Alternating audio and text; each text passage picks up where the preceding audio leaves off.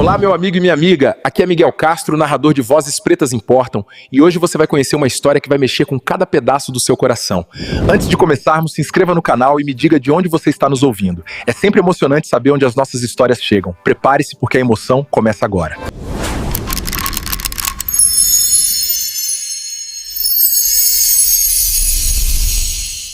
São Paulo, Avenida Paulista, 4º andar, 15h47.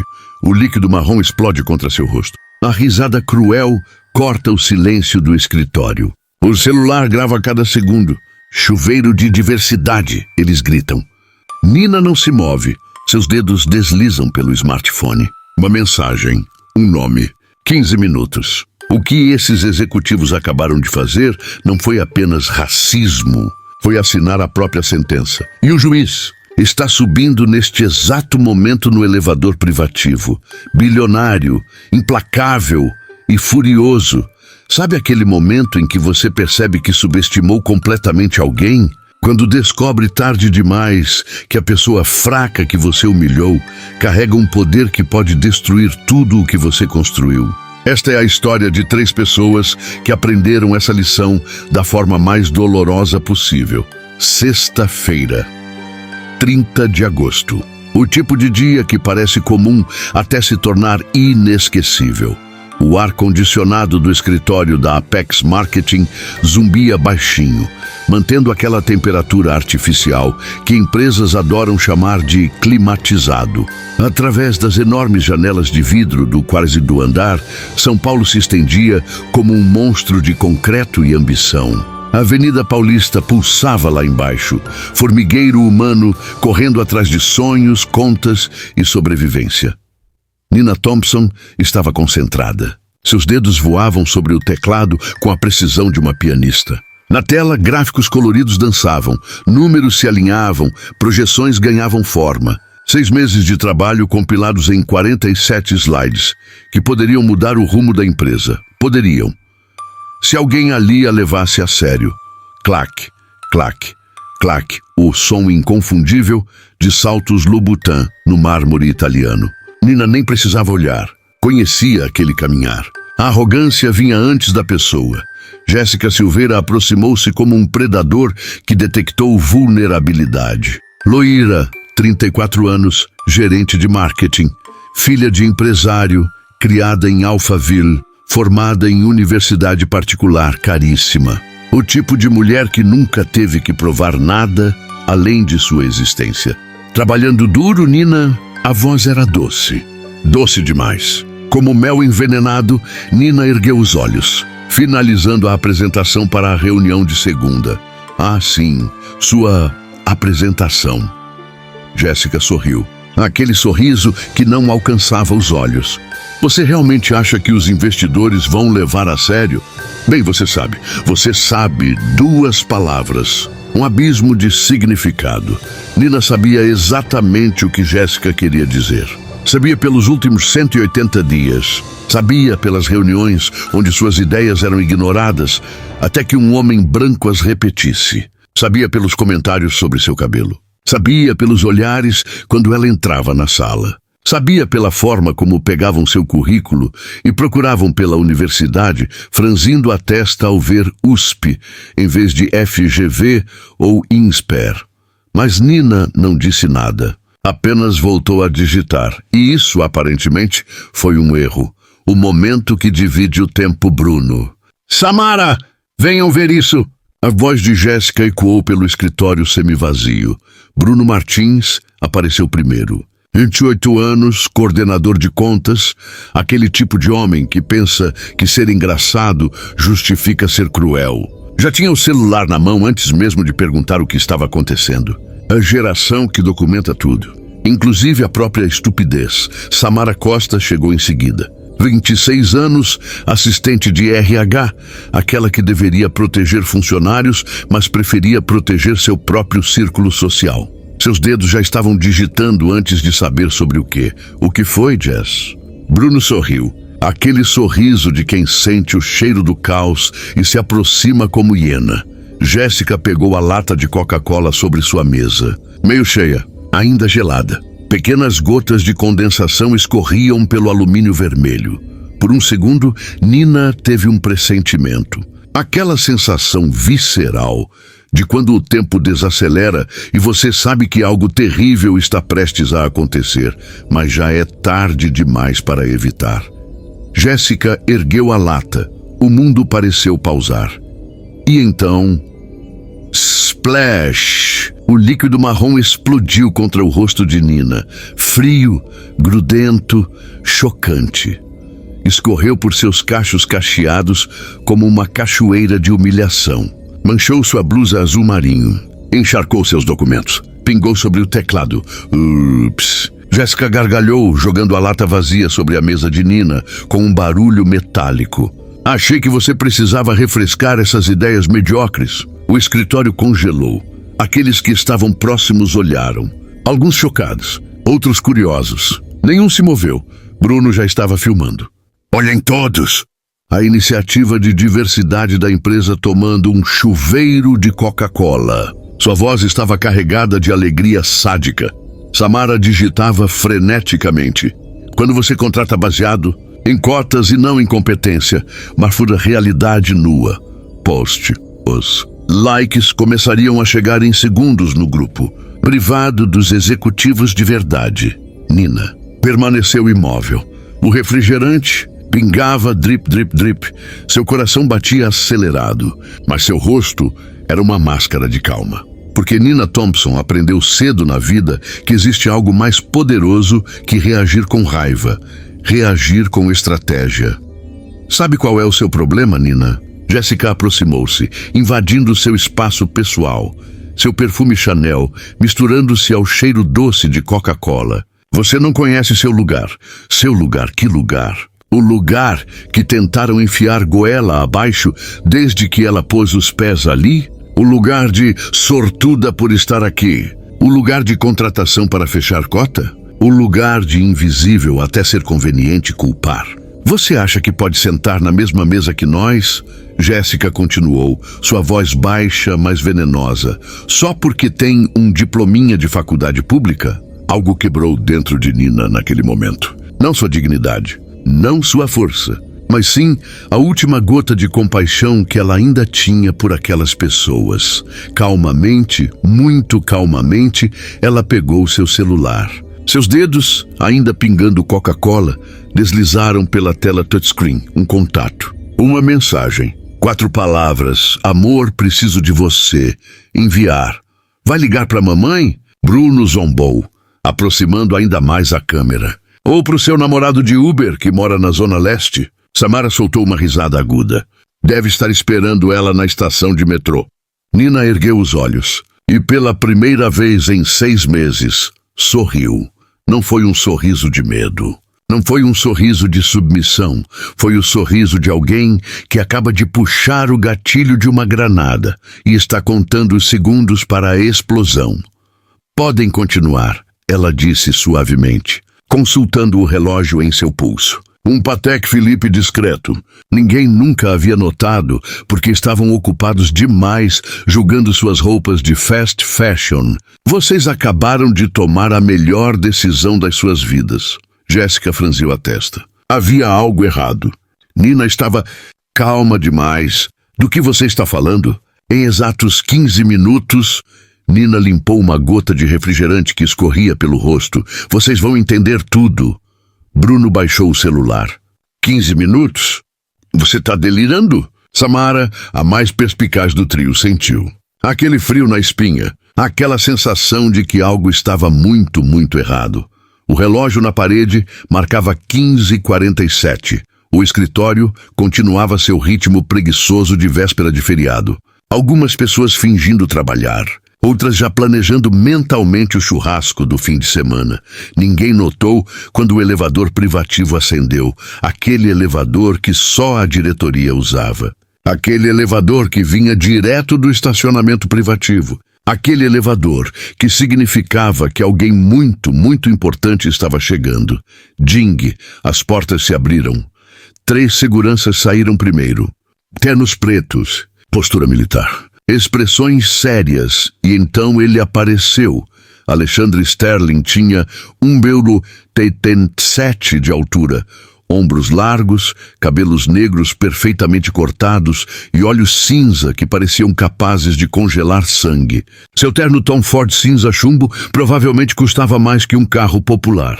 Seus sapatos italianos brilhavam como espelhos, mas não era a roupa que impressionava, era a aura. O tipo de presença que faz uma sala inteira parar e prestar atenção sem que ele precise dizer uma palavra. Seus olhos varreram o escritório com precisão cirúrgica até encontrarem o que procuravam: Nina, encharcada de Coca-Cola, cercada por 3 hienas sorridentes. Maxilar de Alexandre contraiu. Nina, sua voz era grave, controlada, mas carregava uma fúria vulcânica logo abaixo da superfície. Você está bem? O escritório inteiro congelou. Jéssica, Bruno e Samara viraram-se lentamente, como em um filme de terror, quando a vítima percebe que o monstro está atrás dela. Com licença, Jéssica deu um passo à frente, tentando recuperar o controle da situação. Mas quem diabos você pensa que é? Este é nosso escritório e Nina é nossa funcionária. Alexandre não desviou os olhos de Nina. Você está machucada? Estou bem, Nina respondeu calmamente. Apenas molhada. Só então, Alexandre virou-se para os três, e quando seus olhos encontraram os de Jéssica, ela instintivamente deu um passo para trás. Errado, ele disse, sua voz como aço. Este é meu escritório. Sterling Enterprises é acionista majoritária da Apex Marketing. O celular de Bruno escorregou de suas mãos e caiu no chão com um crack. Samara, com dedos trêmulos, já estava procurando no Google. LinkedIn, Sterling Enterprises, presidente e CEO, Alexandre Sterling. Patrimônio líquido, 14,8 bilhões. O sangue drenou de seu rosto. Esse é o problema. Nina finalmente se levantou, limpando o rosto com um lenço. Sua voz ainda calma, mas carregada de um poder que ninguém havia ouvido antes. Quando vocês julgam as pessoas pela aparência, nunca se preocuparam em descobrir quem eu realmente sou. Irmão, irmã, se você está sentindo essa energia, se o coração está acelerado, se você está pensando finalmente, então você precisa fazer parte da nossa comunidade. Se inscreve no canal Vozes Pretas Importam, porque aqui a gente não conta historinhas bonitinhas, não. A gente conta verdades que precisam ser ditas. Somos uma família que celebra nossa força, nossa resistência e nossa capacidade de transformar dor em poder. Aperta esse sininho com força, porque essa história está só começando.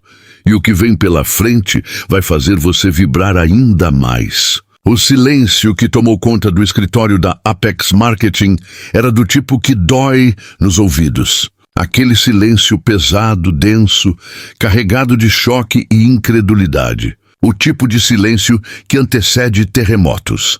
Alexandre Sterling cruzou o escritório com passos firmes, seus sapatos italianos ecoando no mármore como uma contagem regressiva. Cada passo era uma sentença. Cada segundo que passava aumentava o pânico nos olhos de Jéssica, Bruno e Samara. Quando ele chegou ao lado de Nina, seu rosto mudou. A fúria controlada deu lugar a uma preocupação genuína. Ele tirou o paletó Tom Ford e colocou sobre os ombros dela, cobrindo a blusa encharcada. Segurança. Sua voz cortou o ar como uma lâmina. Escoltem essas 3 pessoas para fora do prédio, agora. Jéssica deu um passo à frente. Seus saltos Louboutin clicaram no chão com uma confiança que ela não sentia mais. Com licença? Você não pode simplesmente... Eu posso. Alexandre interrompeu, virando-se para ela com uma expressão que faria um tubarão recuar. E vou. Bruno tentou rir, mas o som saiu estrangulado. Cara, você não entende. Este é nosso departamento. Nina é nossa funcionária. Nós é que mandamos aqui. Errado. Nina finalmente falou, sua voz ainda calma, mas agora carregada de um poder que fez todos os presentes prestarem atenção. Vocês nunca mandaram em mim. Vocês apenas achavam que mandavam. Ela caminhou até sua mesa, pegou uma pasta que estava cuidadosamente guardada na gaveta. 6 meses de documentação meticulosa. Prints de e-mails. Gravações de áudio. Vídeos de câmeras de segurança. Tudo organizado, datado, catalogado. Esse é o problema quando você subestima as pessoas. Nina abriu a pasta, revelando pilhas de documentos. Você nunca percebe quando elas estão te observando, estudando, documentando. Samara empalideceu. Documentando o quê? Cada comentário racista. Nina começou a listar, sua voz ganhando força. Cada piada sobre meu cabelo. Cada vez que roubaram minhas ideias e apresentaram como suas. Cada olhar condescendente. Cada brincadeirinha sobre cotas. Ela abriu o laptop, girou a tela para que todos pudessem ver. Era um arquivo organizado por datas, com evidências categorizadas. Ponto 06 de março. E-mail de Jéssica para o departamento. A nova diversidade chegou hoje. Aposto que não dura 1 mês. Alguém quer apostar quanto tempo até ela voltar para o lugar de onde veio? De 15 de abril, grupo de WhatsApp, Elite Apex. Bruno. Achei a faxineira perdida no refeitório executivo. Samara. Alguém chama o Uber dela? 22 de maio. Gravação de áudio da reunião 1003 de julho. Vídeo da câmera de segurança. Bruno apresentando o projeto de análise de dados de Nina como se fosse dele. Os investidores aplaudindo. Nina sentada no canto, invisível. A cada evidência mostrada, mais 3 rostos perdiam a cor. 6 meses. Nina continuou, fechando o laptop. 6 meses de humilhação sistemática. 6 meses de racismo disfarçado de cultura corporativa. 6 meses de vocês me tratando como se eu fosse sortuda por estar aqui. Nina, Jéssica tentou falar, mas sua voz falhou. Deixa eu te contar uma história, Jéssica. Nina cruzou os braços. O paletó de Alexandre ainda sobre seus ombros como uma armadura. Há 4 anos, eu conheci um homem em uma conferência de tecnologia no Vale do Silício. Eu estava lá com uma bolsa de estudos integral. Ele estava lá como palestrante principal. Alexandre sorriu discretamente, lembrando-se. Começamos conversando sobre algoritmos de machine learning. Nina continuou. Ele ficou impressionado, não com minha aparência, não com minha origem, mas com minha mente, com minhas ideias, com minha capacidade. Ela deu um passo em direção a Jéssica. 3 meses depois estávamos namorando. 2 anos depois, casamos. E vocês sabem por quê. Porque ele me via como ser humano, como profissional, como igual. Impossível, Samara sussurrou, mas seu próprio celular já mostrava a verdade. Pesquisa no Google. Alexandre Sterling, esposa. Primeira imagem. Nina e Alexandre na capa da Forbes Brasil. Título: O casal que está revolucionando a tecnologia no Brasil. Bruno deixou cair o celular novamente. Dessa vez, a tela rachou completamente. Então por que você está trabalhando aqui? Jéssica praticamente gritou, sua voz quebrando. Por que se submeter a isso se você é casada com um bilionário? Nina sorriu. Não foi um sorriso feliz. Foi um sorriso triste, cansado, mas determinado. Porque eu acredito em conquistar meu próprio espaço. Porque não quero que digam que cheguei onde cheguei por causa do meu sobrenome. Porque quis provar para mim mesma e para o mundo que eu tenho valor próprio. Ela fez uma pausa, deixando as palavras penetrarem, e vocês transformaram essa jornada de autodescoberta em um inferno de racismo institucionalizado. Foi nesse momento que um homem de terno cinza saiu do elevador privativo. Pasta de couro na mão, expressão séria, óculos de grau que lhe davam um ar de professor severo.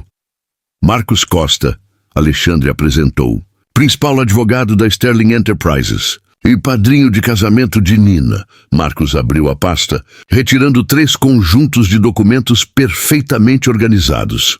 Tenho aqui, ele começou com voz profissional e cortante, documentação completa de assédio moral, discriminação racial, criação de ambiente de trabalho hostil, difamação e tentativa de sabotagem profissional. Ele entregou um conjunto de documentos para cada um dos 3. Isso é ridículo. Bruno explodiu. Eram só brincadeiras. Ela nunca reclamou. Brincadeiras. Alexandre pegou o celular de Bruno do chão, a tela rachada ainda mostrando o vídeo que ele havia gravado.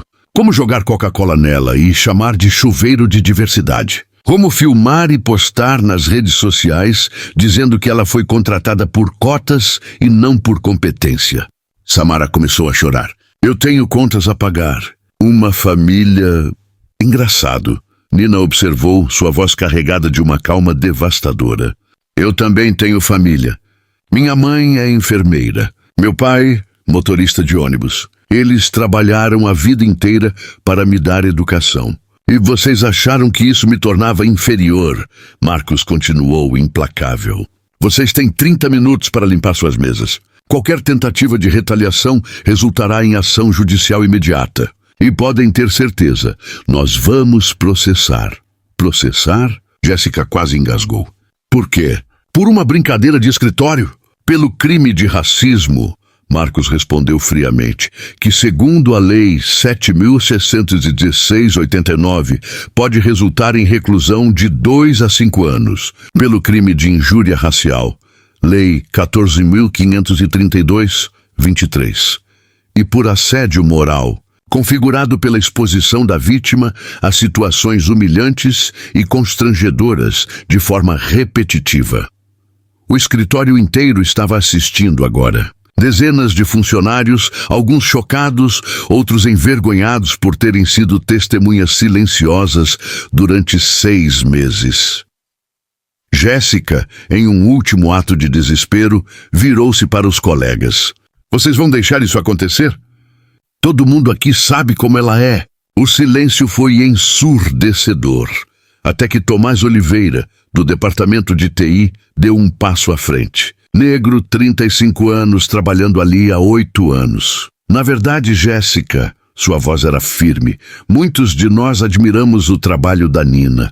Você é que criou esse ambiente tóxico. E eu pessoalmente estou aliviado que isso finalmente esteja sendo exposto.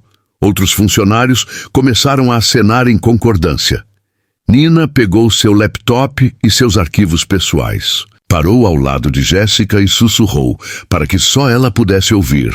Sabe o que é irônico? Eu ia pedir demissão hoje. Já tinha a carta pronta, mas vocês me deram algo muito melhor que uma saída digna. Vocês me deram justiça. Ela consultou o relógio Patek Philippe. 15h59, 11 minutos desde que mandei a mensagem.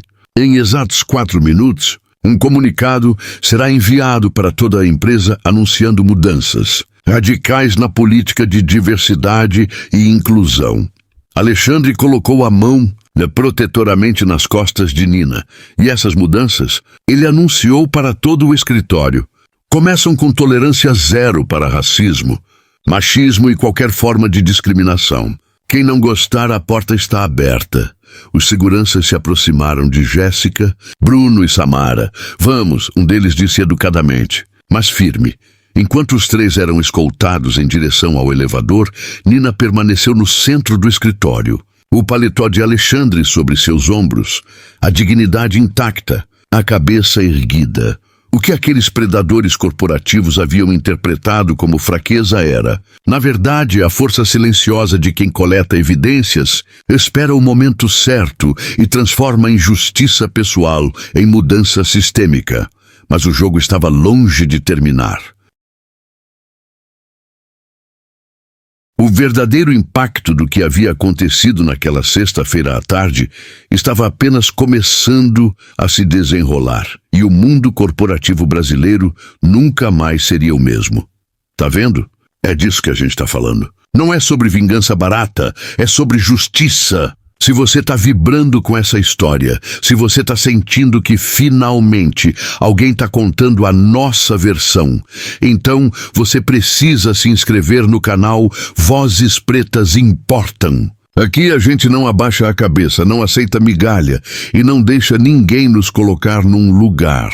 Somos uma comunidade de pessoas fortes que transformam dor em propósito. Ativa esse sininho, porque o próximo bloco vai mostrar como Nina transformou essa humilhação em algo muito maior. Bora junto? As portas do elevador se fecharam, levando Jéssica, Bruno e Samara em um silêncio sepulcral. Seus rostos pálidos, mãos trêmulas. A realidade do que acabara de acontecer, ainda processando em suas mentes privilegiadas que nunca, jamais, haviam enfrentado consequências reais. O escritório permaneceu em silêncio absoluto por mais 5 segundos. E então explodiu. Sussurros, murmúrios, celulares sendo puxados dos bolsos, dedos digitando freneticamente. A notícia se espalhando como fogo em palha seca. A Nina é casada com o Alexandre Sterling, o bilionário da Sterling Enterprises. Ela estava aqui incógnita esse tempo todo. Nina permaneceu no centro do caos, imóvel como o olho de um furacão. Alexandre ao seu lado, Marcos organizando documentos, os seguranças mantendo o perímetro discreto. Tomás Oliveira aproximou-se hesitante. Nina, eu sinto muito. A gente sabia que o que faziam com você era errado, mas vocês não fizeram nada. Nina completou sem raiva, apenas constatando um fato. E sabe o que isso me ensinou, Tomás? Que o mal não vence apenas quando pessoas más fazem coisas ruins. Ele vence principalmente quando pessoas boas escolhem o silêncio. Tomás baixou a cabeça envergonhado. Mas, Nina continuou, sua voz suavizando. Hoje vocês deram um passo. Vocês falaram, isso importa. Alexandre consultou seu Apple Watch. Nina, precisamos ir. A reunião começa em 40 minutos. Que reunião? Alguém murmurou na multidão. Marcos fechou sua pasta com um clique definitivo. Reunião extraordinária do Conselho da Apex Marketing. Convocada a exatos 12 minutos. Foi então que o celular corporativo do diretor-presidente da Apex, Roberto Mendes, começou a tocar. Ele estava em seu escritório no mesmo andar, porta fechada, alheio ao drama que acabara de se desenrolar. Nina observou através das paredes de vidro enquanto Roberto atendia. Viu seu rosto mudar de cor. Viu ele se levantar bruscamente. Viu o pânico tomar conta de suas feições. 30 segundos depois, ele abriu a porta de seu escritório com tanta força que bateu na parede. Nina. Ele gritou, atravessando o corredor em passos largos. Nina, por favor, eu não sabia. Ninguém me contou. Se eu soubesse que você era, que eu era o quê? Nina virou-se para ele e havia aço em sua voz. A esposa de um bilionário? Porque quando eu era apenas uma analista negra competente, isso não importava. Roberto parou, a 5 metros de distância, como se houvesse um campo de força invisível. Não é isso. É que, se eu soubesse do assédio, você sabia. Marcos interrompeu, abrindo seu tablet. Nina registrou 3 queixas formais no RH, todas arquivadas sem investigação. Você assinou pessoalmente o arquivamento da segunda. O silêncio que se seguiu foi mortal. Havia tantos casos. Não posso lembrar de todos, é claro. Alexandre deu um passo à frente e sua presença encheu o espaço. Não podia lembrar porque era uma funcionária negra reclamando. Não era prioridade. Nina caminhou até a janela panorâmica. Lá embaixo, São Paulo fervilhava. Milhões de pessoas lutando, trabalhando, sobrevivendo. Quantas delas passavam pelo que ela passou? Quantas engoliam a humilhação diária porque precisavam do emprego? Quantas não tinham um marido bilionário para ligar quando as coisas explodiam? Sabe qual é a parte mais triste disso tudo, Roberto? Nina falou sem se virar. Não é o racismo da Jéssica, do Bruno ou da Samara. Isso é esperado de pessoas que nunca tiveram que questionar seus privilégios. A parte triste é você, o sistema. A estrutura que permite que isso aconteça e finge que não vê. Ela virou-se e seus olhos brilhavam não com lágrimas, mas com determinação feroz. Vocês sabem o que eu fiz nos últimos 6 meses, enquanto era humilhada diariamente? Silêncio. Trabalhei, criei, inovei. Nina pegou seu laptop, abriu e começou a digitar. Na tela grande da sala de conferências, que normalmente exibia apresentações corporativas chatas, surgiu algo extraordinário. Projeto Prometheus, sistema de análise preditiva de marketing com IA desenvolvido por Nina Thompson, Sterling valor estimado. 67 milhões. Status. Patenteado. Escritório inteiro prendeu a respiração. Enquanto vocês me chamavam de contratação de cota, Nina continuou, navegando pelos slides que mostravam códigos complexos, gráficos impressionantes, projeções que fariam qualquer investidor babar. Eu desenvolvi um algoritmo que vai revolucionar a análise de dados em marketing. Roberto aproximou-se da tela, os olhos arregalados. Isso é impossível. Nina sorriu friamente. Para uma medíocre que foi contratada por cotas? Sim, deve parecer impossível. Esse sistema, Alexandre explicou para todos os presentes, usa machine learning para prever tendências de consumo com 94,7% de precisão. 3 pontos percentuais acima de qualquer coisa que existe no mercado hoje. Marcos continuou. A Sterling Enterprises comprou os direitos exclusivos por 50 milhões de dólares, mas o valor real, considerando royalties pelos próximos 20 anos, ultrapassa 200 milhões. Você podia ouvir uma agulha cair. E sabe onde eu tive a ideia inicial? Nina caminhou pelo escritório, todos os olhos grudados nela. Foi em uma reunião há 4 meses. Eu apresentei o conceito básico. Jéssica disse que era ingênuo e pouco sofisticado. Bruno riu na minha cara. A ideia foi arquivada. Ela parou, deixando a informação afundar. 2 semanas depois, Bruno apresentou uma versão diluída da mesma ideia como se fosse dele. Recebeu um bônus de 50 mil. Eu recebi Coca-Cola na cara hoje. Roberto estava pálido. Nina, nós podemos resolver isso. Podemos o quê? Nina interrompeu. Me oferecer uma promoção agora que sabem quem eu sou? Me dar o escritório com vista que sempre neguem? Me tratar com respeito porque descobriram que meu sobrenome é Sterling? Ela deu um passo em direção a ele. Vocês tiveram 6 meses para me tratar com decência básica. Não porque eu sou esposa de alguém importante, mas porque sou um ser humano qualificado que merecia respeito. A verdadeira bomba. Alexandre olhou para Marcos, que acenou discretamente. Era a hora. Senhoras e senhores, Alexandre anunciou, sua voz cortando através do murmúrio crescente. Há algo mais que vocês precisam saber. Ele acenou para Marcos, que projetou um novo documento na tela. Sterling Enterprises, relatório confidencial, análise de viabilidade, aquisição total da Apex Marketing Status, aprovador Roberto cambaleou. Aquisição total. A Sterling Enterprises atualmente possui 35% das ações da Apex. Marcos explicou metodicamente. Nas últimas 72 horas, adquirimos mais 28% de acionistas minoritários que, coincidentemente, estavam muito interessados em vender. Nina sorriu. Pela primeira vez, um sorriso genuíno. E hoje cedo, antes de vir trabalhar, eu e Alexandre fechamos a compra dos últimos 37% com o Grupo Fernandes. A matemática era simples. 35 plus 28 plus 37 igual 100%.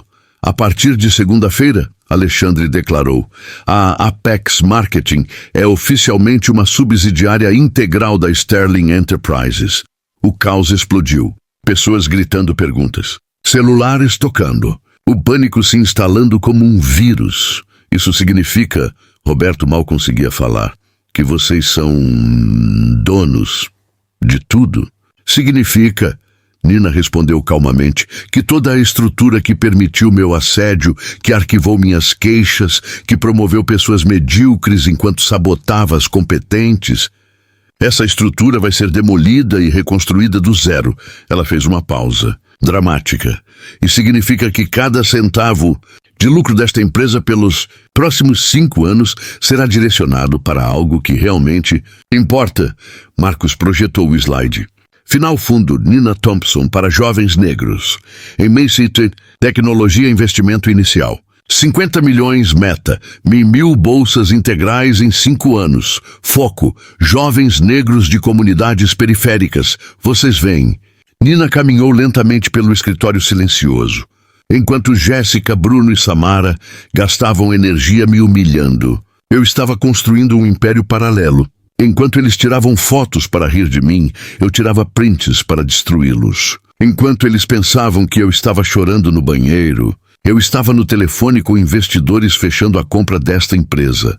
Ela parou no centro do escritório, girou 360 graus, olhando para cada rosto chocado. Bem-vindos, ela disse com um sorriso que era pura vitória, a nova Apex Marketing, onde competência importa mais que cor, onde respeito não é negociável e onde racismo tem consequências reais. Alexandre colocou a mão no ombro dela, orgulho brilhando em seus olhos. As mudanças começam segunda-feira, ele anunciou. Todos os contratos serão revisados, todas as políticas reescritas, e qualquer pessoa que tenha problema com isso, a porta está logo ali.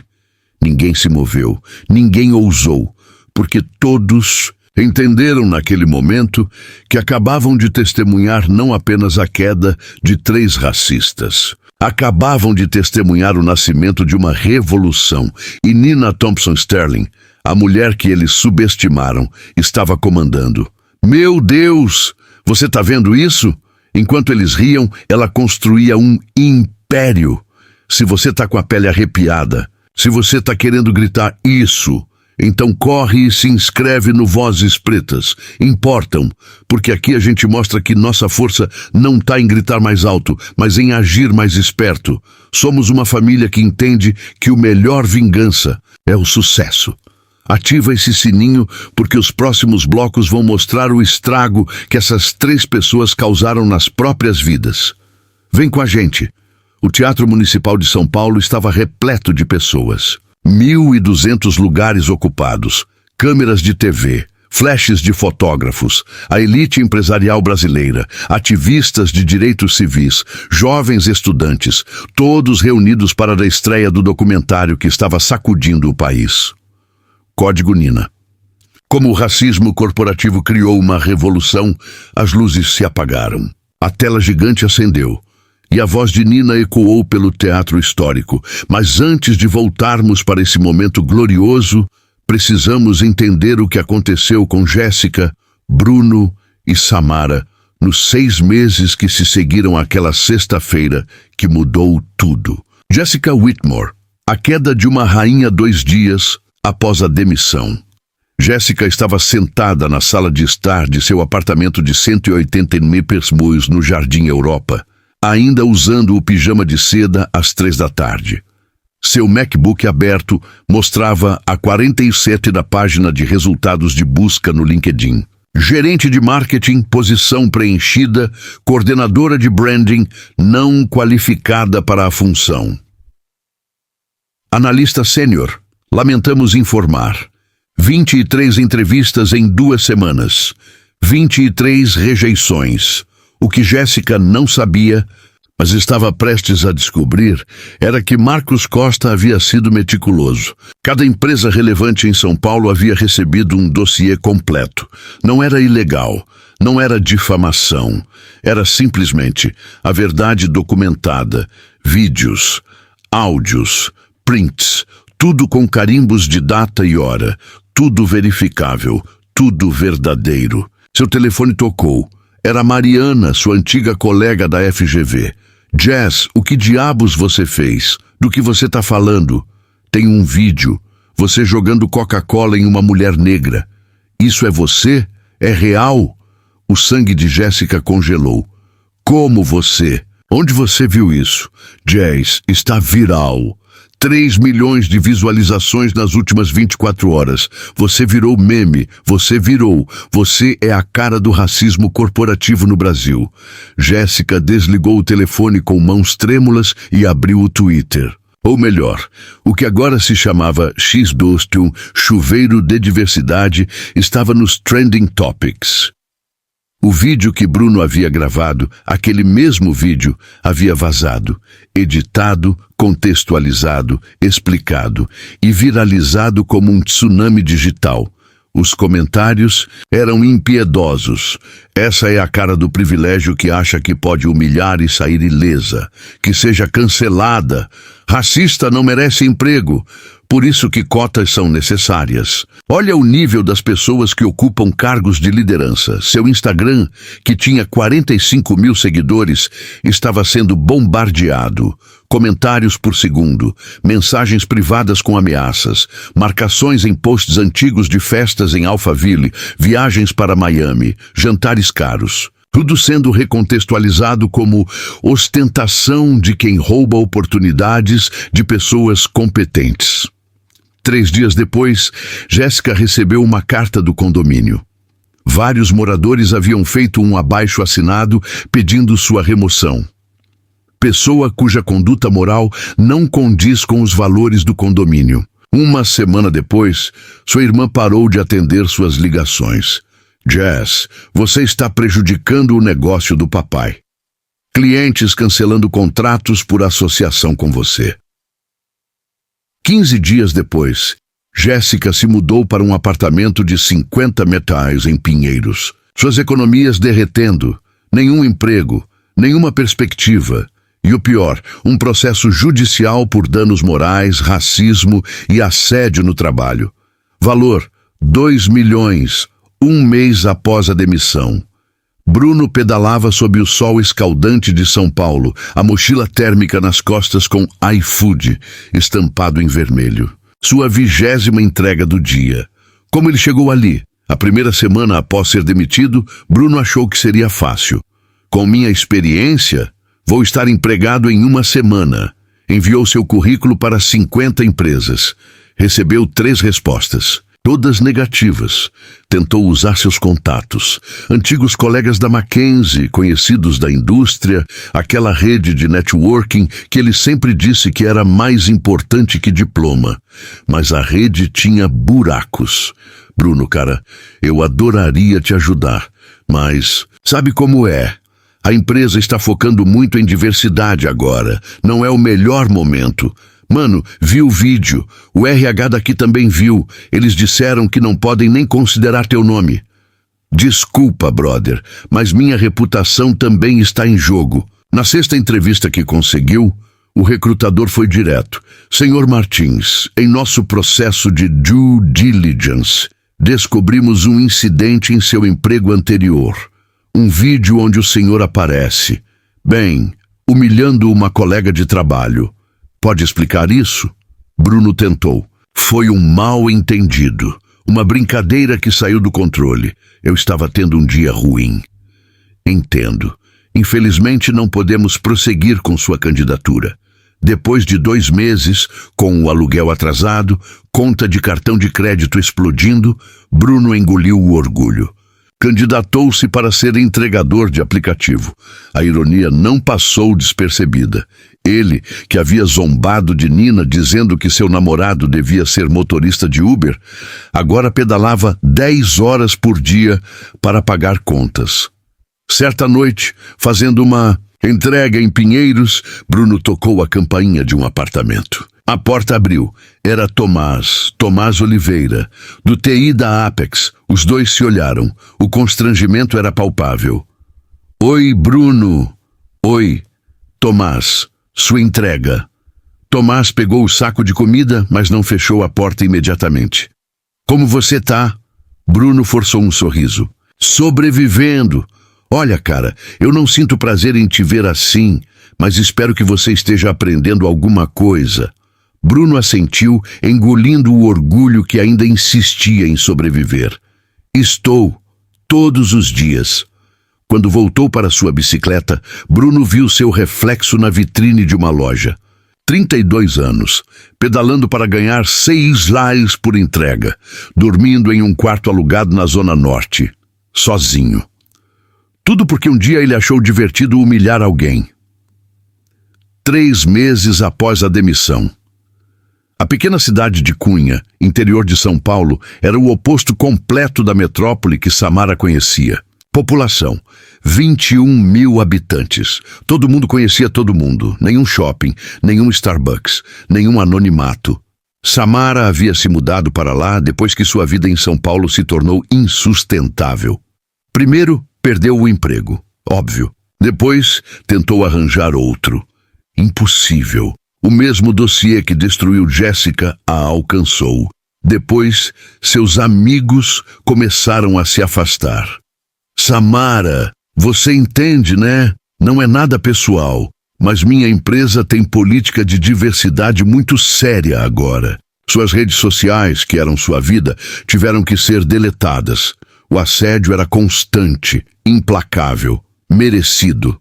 Samara passava seus dias ajudando na pousada de uma tia distante, limpando quartos, servindo café da manhã, fazendo check-in de turistas que vinham visitar as cachoeiras da região. À noite, sozinha em seu quarto simples, ela escrevia cartas, dezenas delas, todas para Nina. Querida Nina, sei que não tenho o direito de te escrever, mas preciso que você saiba que... Nina, não espero seu perdão, mas gostaria de explicar. Cara Nina Thompson Sterling, sou uma pessoa diferente agora. Aprendi que nenhuma foi enviada, todas queimadas depois de escritas, porque Samara sabia a verdade. Não havia palavras que pudessem desfazer o que foi feito. Certa tarde, uma hóspede da pousada reconheceu Samara. Era impossível não reconhecer. O vídeo tinha sido visto por meio Brasil. Você é aquela menina do vídeo, né? A do racismo corporativo. Samara sentiu o mundo desabar novamente. Sim. A mulher, uma senhora negra de uns 60 anos, olhou para ela longamente. Não com raiva, com algo pior. Decepção. Minha neta tem a idade que você devia ter quando fez aquilo. Ela estuda programação. Sonha em trabalhar em uma empresa grande. E ela tem medo. Medo de encontrar pessoas como você. Eu sinto muito. Samara sussurrou, lágrimas escorrendo. Eu sei que sente, mas sabe o que é triste? Você só sentiu quando teve consequências. Quantas Ninas você humilhou antes dela? Quantas você humilharia depois se não tivesse sido pega? A pergunta ficou no ar, sem resposta, porque Samara sabia a verdade. A tela do documentário mostrava agora essas três histórias intercaladas. Jéssica tentando reconstruir uma vida. Bruno pedalando pelas ruas. Samara no exílio autoimposto. A diretora do documentário, uma cineasta negra chamada Aline Rodrigues, narrava: o que aconteceu com essas três pessoas não é vingança, é consequência. É o que acontece quando a sociedade finalmente decide que racismo não é uma brincadeira de escritório. A câmera cortou para Nina sendo entrevistada no escritório renovado da Apex. Você acha que eles mereceram o que aconteceu? O entrevistador perguntou. Nina pensou cuidadosamente antes de responder. Eu acho que eles colheram o que plantaram. Não fui eu que destruí suas vidas. Foram as próprias escolhas deles. Eu apenas me recusei a ser destruída pelas escolhas deles. A plateia do Teatro Municipal explodiu em aplausos. Mas Nina continuou. E sabe o que é interessante? Enquanto as vidas deles desmoronavam por causa do ódio que espalharam, eu estava construindo pontes. Criando oportunidades. Transformando dor em propósito. A tela mostrou imagens do fundo Nina Thompson. Jovens negros de comunidades periféricas estudando em MIT, Stanford, USP, trabalhando em empresas de tecnologia, criando seus próprios negócios. 13h47. Jovens receberam bolsas integrais até agora. Nina continuou. Cada um deles é uma resposta ao racismo. Cada formatura é uma vitória. Cada sucesso é uma revolução silenciosa. E então ela disse algo que silenciou o teatro inteiro. Jéssica, Bruno e Samara não foram derrotados por mim. Eles foram derrotados pela própria mediocridade que tentaram projetar em mim. Porque no final, racismo não destrói apenas suas vítimas. Ele principalmente destrói quem o pratica. Essa história nos mostra algo poderoso. As consequências de nossos atos são inevitáveis. Jéssica, Bruno e Samara não perderam tudo por causa de Nina. Perderam porque construíram suas vidas sobre bases podres de preconceito e crueldade. E você? Já presenciou ou viveu algo parecido? Compartilha com a gente aqui embaixo. O Teatro Municipal continuava em silêncio absoluto. Aquele tipo de silêncio que só acontece quando 1000 pessoas estão completamente absortas, hipnotizadas pela verdade crua sendo projetada diante de seus olhos. Na tela, o documentário entrava agora em sua fase mais impactante. A câmera focou em um jovem negro de 19 anos, sentado em uma sala de aula do MIT, Massachusetts Institute of Technology, uma das universidades mais prestigiadas do mundo. Meu nome é Rafael Santos, ele disse, sua voz embargada. Nasci e cresci em Paraisópolis, São Paulo. Minha mãe é diarista. Meu pai, pedreiro. Até um ano atrás, eu vendia balas no semáforo para ajudar em casa. A câmera mostrou fotos de Rafael ainda adolescente, uniforme da escola pública, estudando à luz de velas quando faltava energia. Eu sempre fui bom em matemática, mas nunca pensei que seria possível isto. Ele apontou para a sala de aula high-tech ao redor. Até que conheci a história da doutora Nina Thompson Sterling, Rafael limpou uma lágrima que insistia em cair. Quando eu vi aquele vídeo, aquela mulher sendo humilhada, e depois vi ela transformar aquilo em oportunidade para pessoas como eu. Algo dentro de mim despertou. O documentário cortou para outras vozes. Uma montagem emocionante de rostos jovens, negros, brilhantes, determinados. Camila, 17 anos, de São Gonçalo, Rio de Janeiro. Eu achava que programação era coisa de gente rica, de gente branca. A história da Nina me mostrou que o problema não era eu, era o sistema. Tiago, 21 anos, de Salvador, Bahia. Recebi a bolsa do fundo Nina Thompson 3 meses depois de ser rejeitado em 15 processos seletivos. Todos diziam que eu não tinha o perfil que procuravam. Hoje eu trabalho no Google. Aisha, 18 anos, de Manaus, Amazonas. Sou a primeira pessoa da minha família a entrar na faculdade. Minha avó chorou quando recebemos a notícia da bolsa. Ela disse que a corrente foi quebrada, a tela escureceu. Quando voltou, mostrava Nina no palco da Web Summit, a maior conferência de tecnologia da América Latina. 15.000 pessoas na plateia, holofotes, câmeras, o mundo assistindo, mas a Nina que subia naquele palco não usava mais blusas de fast fashion. Não era mais a analista invisível tentando provar seu valor. Ela vestia um conjunto Armani preto elegante. Não para impressionar, mas porque agora podia escolher sem ser julgada. Seu cabelo cacheado estava solto, volumoso, orgulhoso, uma declaração política silenciosa. Quando jogaram Coca-Cola em mim, Nina começou, sua voz amplificada ecoando pelo estádio. Eles não sabiam que estavam regando a semente de uma mudança que já beneficiou 347 jovens negros com bolsas integrais em tecnologia. A plateia explodiu em aplausos que duraram 47 segundos. Nina esperou, deixando a energia encher o espaço. Mas eu não vim aqui hoje para falar de vingança. Ela continuou. Vim falar de justiça. E existe uma diferença crucial entre essas duas palavras. A tela atrás dela acendeu, mostrando 2 colunas. Vingança, justiça destrói. Constrói, diminui. Eleva, perpétua o ciclo. Quebra o padrão, foca no passado. Cria o futuro, prejudica indivíduos. Transforma sistemas. Vingança seria destruir. Jéssica, Bruno e Samara, e sentir prazer nisso. Nina explicou. Justiça é construir escadas para que outras pessoas não tenham que passar pelo que eu passei. Ela fez uma pausa, deixando o peso daquelas palavras assentar. 6 meses atrás, eu era invisível. Hoje estou neste palco. Mas eu não quero ser a exceção. Quero ser a regra.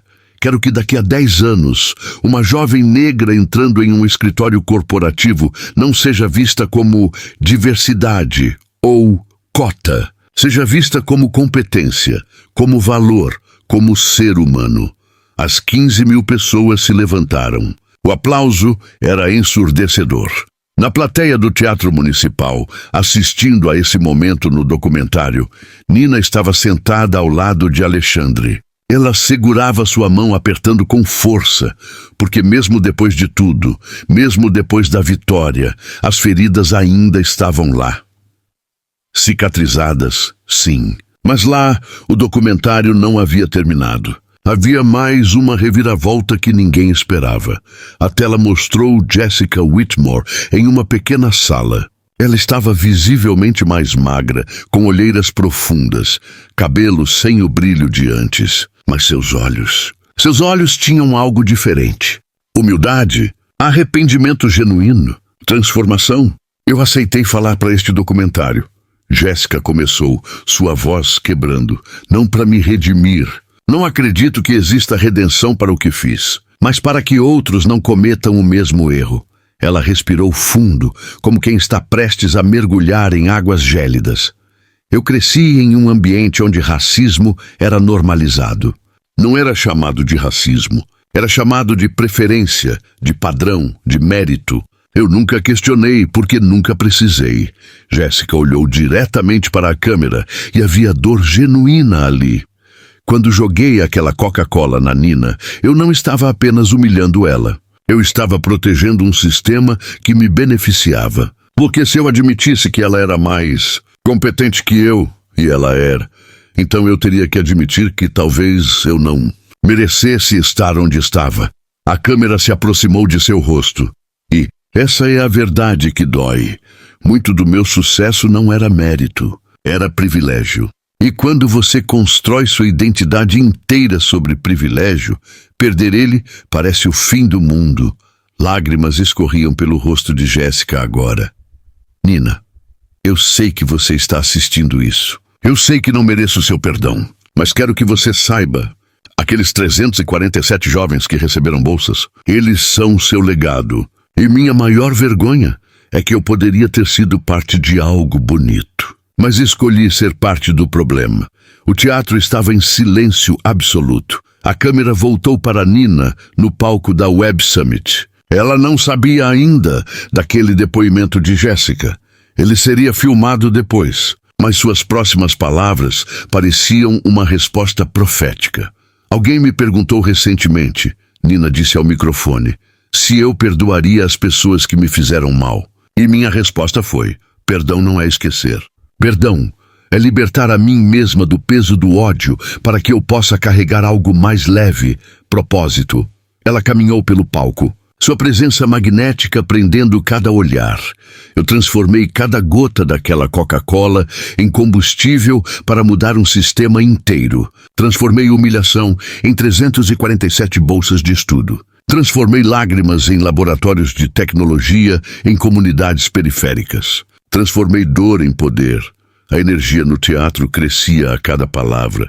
E sabe qual é a maior lição de tudo isso? Nina parou no centro do palco, os holofotes criando uma aura ao seu redor. A maior revolução não é destruir quem nos oprime. É construir um mundo onde a opressão não tenha mais lugar para existir. O documentário mostrou então imagens lindas, emocionantes. Jovens negros em uniformes de universidades de elite, trabalhando em laboratórios, apresentando projetos, recebendo diplomas. Cada rosto uma vitória. Cada sorriso uma revolução.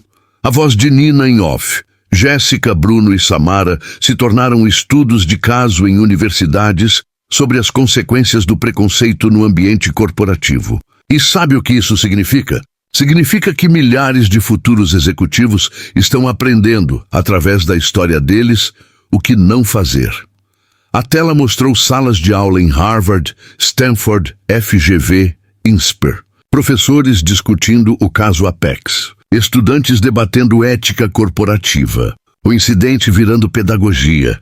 Enquanto isso, Nina continuou, os 1347 jovens do Fundo Nina Thompson estão se tornando estudos de caso sobre o que acontece quando você investe em talento em vez de desperdiçá-lo. O documentário chegou ao seu momento final. A câmera focou em um senhor negro de aproximadamente 65 anos, vestindo seu melhor terno. Olhos marejados, mãos trêmulas, segurando algo dourado. Era Marcus Thompson. O pai de Nina, o motorista de ônibus aposentado que trabalhou 42 anos para dar educação à filha. Minha filha sempre foi brilhante, ele disse, a voz quebrando a cada sílaba. Mas eles só viram a cor dela. Agora o mundo inteiro vê o brilho dela. Ele ergueu o objeto que segurava, o prêmio Nobel da Paz, que Nina havia acabado de receber por inovação em justiça social através da tecnologia. Primeira pessoa negra brasileira a receber tal honra, Nina subiu ao palco do Teatro Municipal enquanto o documentário terminava. As luzes acenderam. 1.200 pessoas de pé, aplaudindo, chorando, vibrando. Ela olhou para a plateia e viu rostos de todas as cores. Viu os 347 bolsistas, agora não mais apenas números, mas pessoas reais com nomes, sonhos, histórias. Viu seu pai chorando de orgulho. Viu Alexandre sorrindo. Viu Tomás e outros colegas da Apex que tiveram coragem de falar. E viu, lá no fundo, em um canto discreto, uma figura magra com capuz tentando passar despercebida. Era Jéssica, que havia comprado um ingresso anonimamente apenas para ver. Seus olhos se encontraram por uma fração de segundo. Nina não sorriu, não acenou. Não fez nenhum gesto de perdão explícito, mas também não desviou o olhar com raiva, apenas reconheceu sua existência e continuou seu discurso. Porque algumas feridas cicatrizam, algumas pessoas mudam e algumas histórias não têm finais perfeitamente embrulhados, mas todas têm lições. E a lição daquela noite ecoaria por gerações. Às vezes, a justiça não parece com os filmes. Às vezes é mais complexa. Mais humana. Mas real Nina não destruiu seus inimigos. Ela construiu algo tão grande que eles se tornaram irrelevantes. E isso é poder verdadeiro. O sol da manhã entrava pelas janelas do Instituto Nina Thompson de Equidade Tecnológica. O prédio que antes abrigava a Apex Marketing agora pulsava com uma energia completamente diferente. Jovens negros corriam pelos corredores com laptops. Grupos debatiam código em salas de vidro. Professores de Stanford faziam palestras via Zoom. O cheiro de café fresco misturava-se com o zumbido de servidores de última geração. Nina caminhava lentamente por aqueles mesmos corredores onde, 2 anos atrás, havia sido humilhada diariamente. Mas agora seus passos ecoavam diferente. Não eram mais passos de quem tenta se fazer pequena para não incomodar. Eram passos de quem construiu um império sobre as ruínas do preconceito. Ela parou em frente à sala, que antes era o escritório de Jéssica. Agora era o laboratório de IA para a justiça social. Dentro, 15 jovens negros desenvolviam algoritmos para detectar vieses raciais em processos de contratação corporativa. Doutora Sterling, uma jovem de tranças coloridas, acenou animadamente. O sistema identificou mais 47 empresas com padrões discriminatórios em suas contratações. Conseguimos. Nina sorriu. Cada descoberta era uma pequena vitória. Cada empresa exposta era um passo em direção à mudança real. Efeito Nina. Esse termo havia se tornado tão comum que estava em dicionários de administração. Universidades ensinavam. Empresas temiam. RHs estudavam. Efeito Nina. Fenômeno que ocorre quando a exposição ao racismo institucional catalisa mudança sistêmica através da documentação meticulosa e ação estratégica, em vez de reação emocional. Jéssica, Bruno e Samara não eram mais pessoas.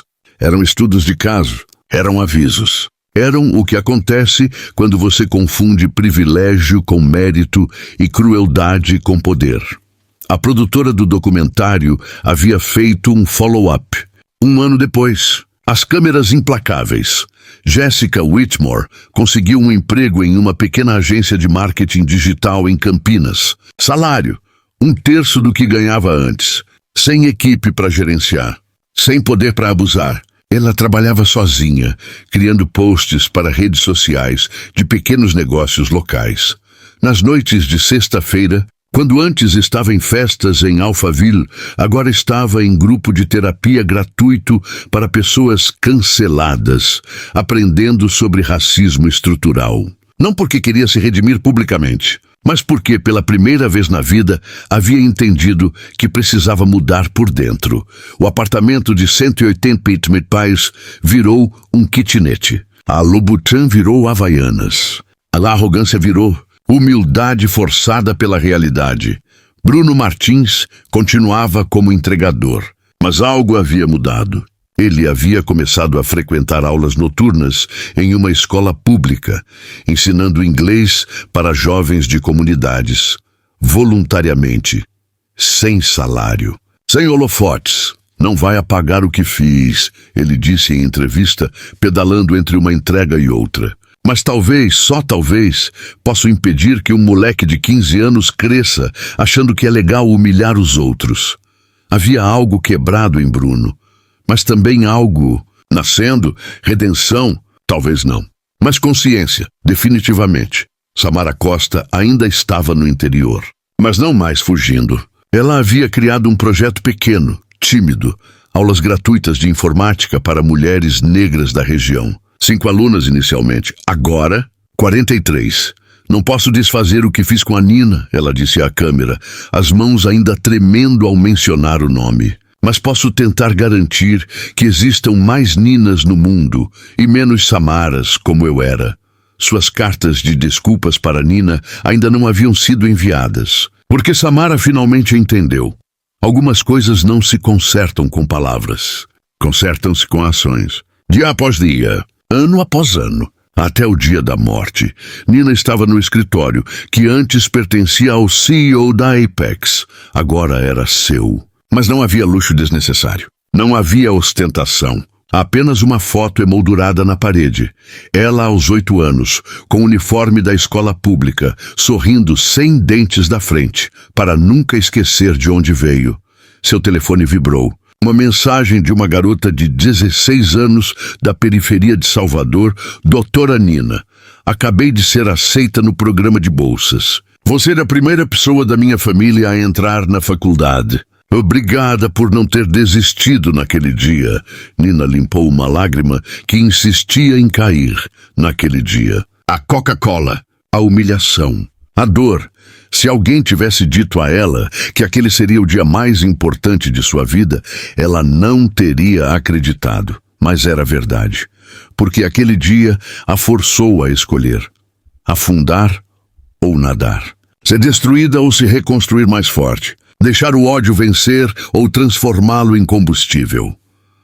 O sol da manhã entrava pelas janelas do Instituto Nina Thompson de Equidade Tecnológica. O prédio que antes abrigava a Apex Marketing agora pulsava com uma energia completamente diferente. Jovens negros corriam pelos corredores com laptops. Grupos debatiam código em salas de vidro. Professores de Stanford faziam palestras via Zoom.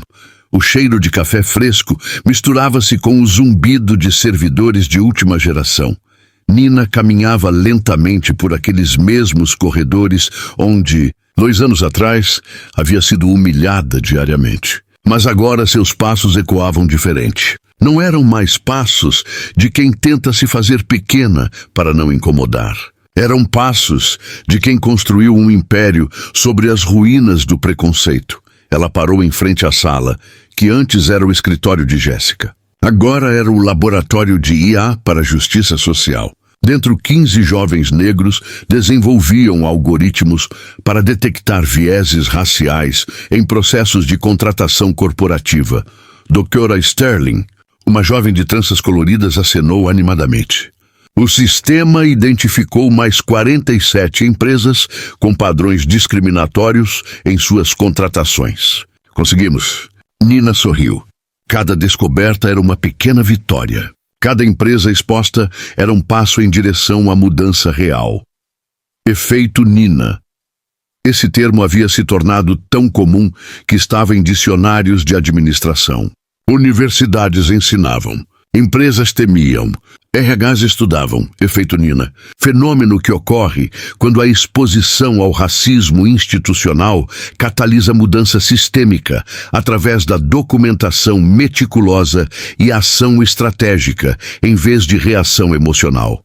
Jéssica, Bruno e Samara não eram mais pessoas. Eram estudos de caso, eram avisos. Eram o que acontece quando você confunde privilégio com mérito e crueldade com poder. A produtora do documentário havia feito um follow-up. Um ano depois, as câmeras implacáveis.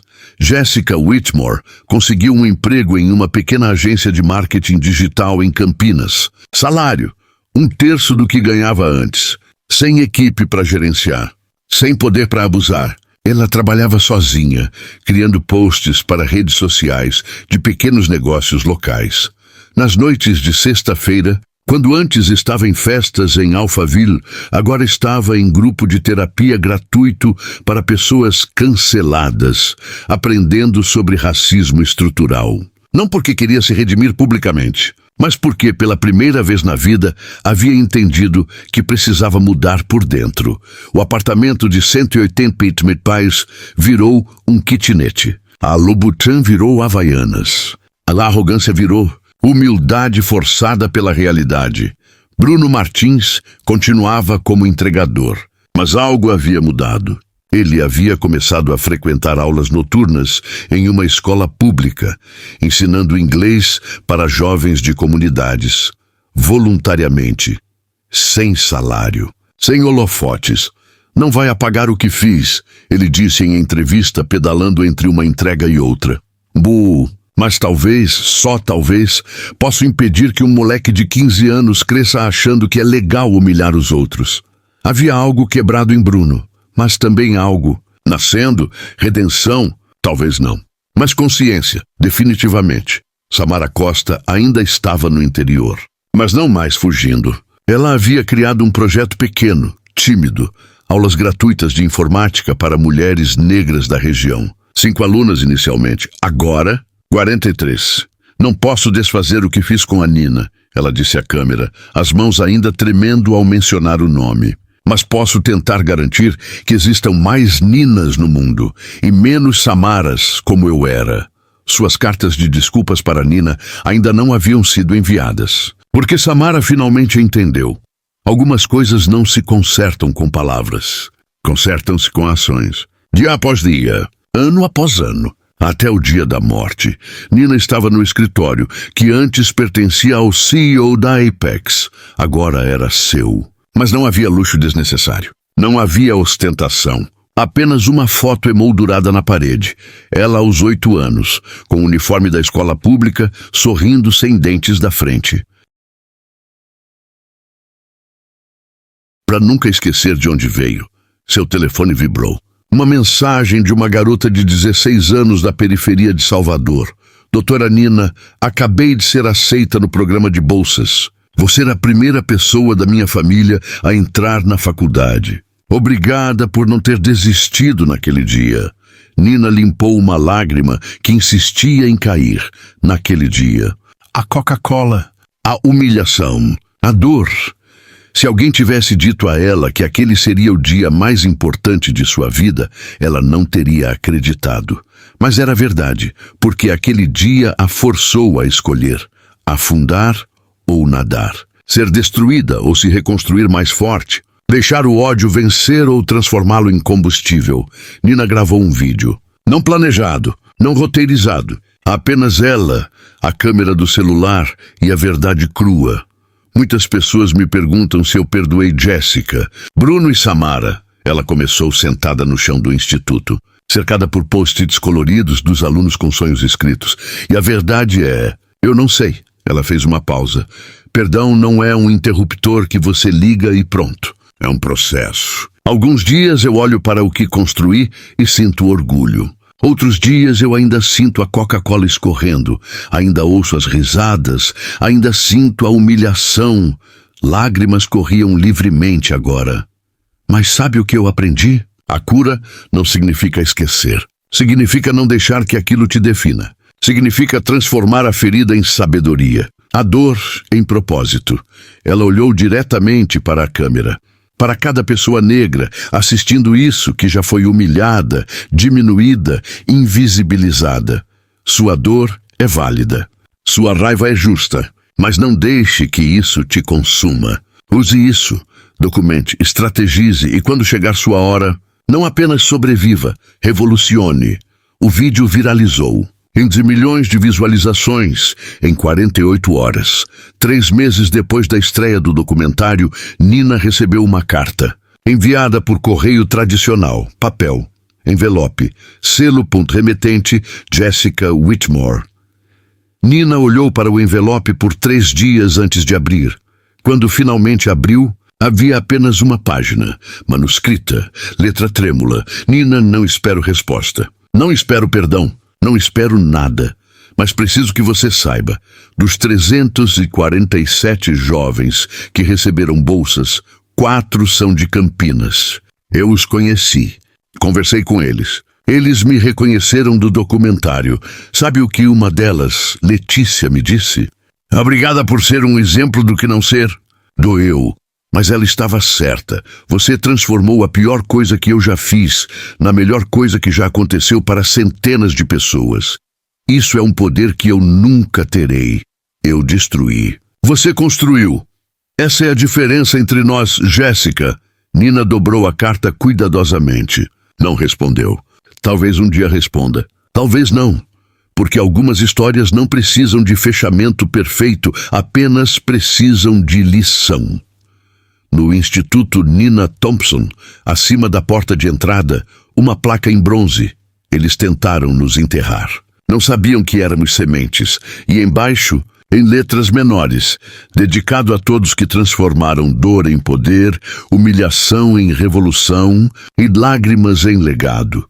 Nina passava por aquela placa todos os dias, e todos os dias lembrava: o racismo não a destruiu, a fortaleceu, porque no final, Jéssica, Bruno e Samara foram derrotados não pela vingança de Nina, mas pela própria mediocridade que tentaram projetar nela. Enquanto isso, Nina continuava subindo. 147 bolsas se tornaram 1.000, se tornariam 10.000. E cada jovem negro entrando em uma universidade, cada profissional negro quebrando tetos de vidro, cada criança negra vendo alguém como ela em posição de poder, era a vitória de Nina, era a derrota do racismo, uma pessoa de cada vez, uma oportunidade de cada vez, uma revolução de cada vez. E você? Qual será seu legado? Quando enfrentar injustiça, você vai afundar ou nadar? Vai destruir ou construir? Vai ser lembrado como Jéssica ou como Nina. A escolha no final é sempre nossa. A história de Nina nos ensina algo profundo. A melhor vingança não é destruir quem te machucou, mas construir algo tão grandioso que eles se tornem irrelevantes. Racismo destrói, mas resiliência constrói, ódio corrói. Mas propósito fortalece. Vingança alivia por um momento, mas legado dura para sempre. Jéssica perdeu tudo tentando diminuir. Nina ganhou tudo, se recusando a ser diminuída. Essa é a diferença entre viver reagindo e viver criando. Quantas Ninas existem agora trabalhando em silêncio, documentando, esperando seu momento? Quantas Jéssicas estão criando sua própria destruição sem perceber? E você? De que lado da história você quer estar? Família do Vozes Pretas. Importam se essa história mexeu com você, se você sentiu cada palavra, cada lágrima, cada vitória. Então você já faz parte dessa revolução. Se inscreve no canal, ativa o sininho e compartilha essa história. Porque cada compartilhamento é uma pessoa a mais, entendendo que nossas vozes não apenas importam, elas transformam. Deixa aqui embaixo nos comentários. Qual foi o momento dessa história que mais te impactou? Vamos construir juntos essa comunidade de pessoas que acreditam que dor pode virar poder, humilhação pode virar revolução e cada um de nós pode ser a Nina da nossa própria história. Somos mais que um canal, somos uma família, somos uma revolução, somos vozes pretas que importam. Até o próximo vídeo, família. E lembra, nunca, jamais deixe ninguém te fazer esquecer do teu valor.